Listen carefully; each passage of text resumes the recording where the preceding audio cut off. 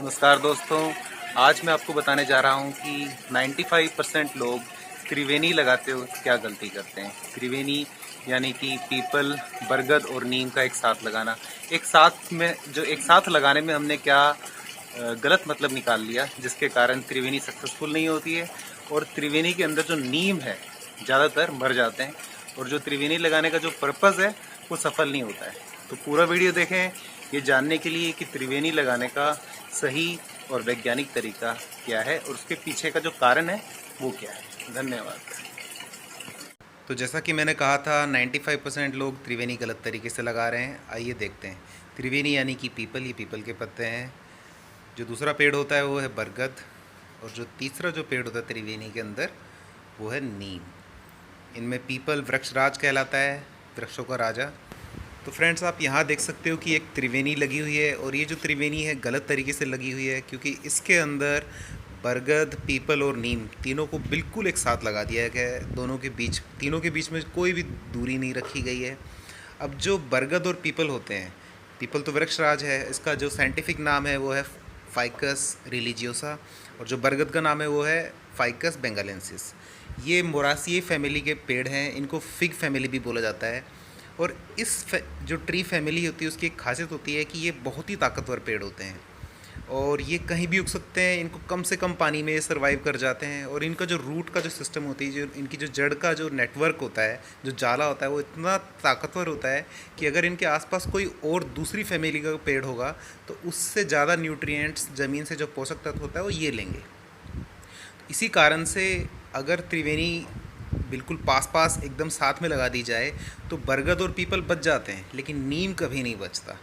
In fact अगर किसी नीम के पेड़ के ऊपर पीपल का बीज गिर जाए और अगर वो पनप जाए तो 100 साल के अंदर वो नीम मर जाता है। आगे आप कुछ त्रिवेणी देखेंगे जिसके अंदर नीम नहीं है, त्रिवेणी है, आप देख सकते हो। तो यहाँ पे पीपल ये रहा, ये बड़ है, दोनों सर्वाइव कर रहे हैं। ये पीपल की पत्तियाँ दिख रही हैं, ये बड़ है, दोनों आपस में पेड़ काफ़ी एक दूसरे की जड़ उसको जकड़ चुकी हैं, लेकिन ये दोनों पेड़ बहुत ही ताकतवर होते हैं। तो ये दोनों सर्वाइव करेंगे त्रिवेणी में हमेशा, ठीक है। लेकिन नीम कहीं नहीं है यहाँ। जो नीम है आप देखोगे, जिसने त्रिवेणी लगाई थी उसका नीम यहाँ नहीं बचा। तो जो त्रिवेणी है, ऐसे त्रिवेणी सक्सेसफुल नहीं होती। अगर आपका कोई रिलीजियस या स्पिरिचुअल ऑब्जेक्टिव है इसके पीछे तो वो फुलफिल नहीं होगा, क्योंकि त्रिवेणी में जो आपका जो नीम है ना वो यहाँ सरवाइव नहीं कर रहा है।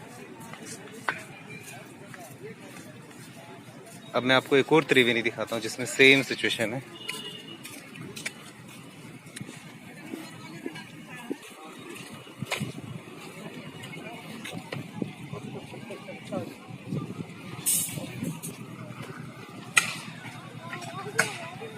तो यहाँ भी एक त्रिवेणी है, मतलब त्रिवेणी लगाई गई थी। आप यहाँ देख सकते हो कि ये है पीपल के पेड़ के आपको पत्ते भी दिखेंगे और जो बड़ है वो भी बच गया है। ये पीपल का स्टेम है, उसका तना है, ये जो है ये बड़ का तना है। और आपको इसमें वो देखो, वो बड़ के पत्ते हैं, तो बड़ भी बचा हुआ है। ये रहा बड़, ये जो बड़ है, और ये रहा पीपल, दोनों बचे हुए हैं। लेकिन जो नीम है वो यहाँ से ख़त्म हो चुका है। तो फ्रेंड्स, जो त्रिवेणी में हम ये तीनों पेड़ एक साथ लगाते हैं, हमारा ये मानना है कि इनके जो गुण हैं वो मिल जाते हैं।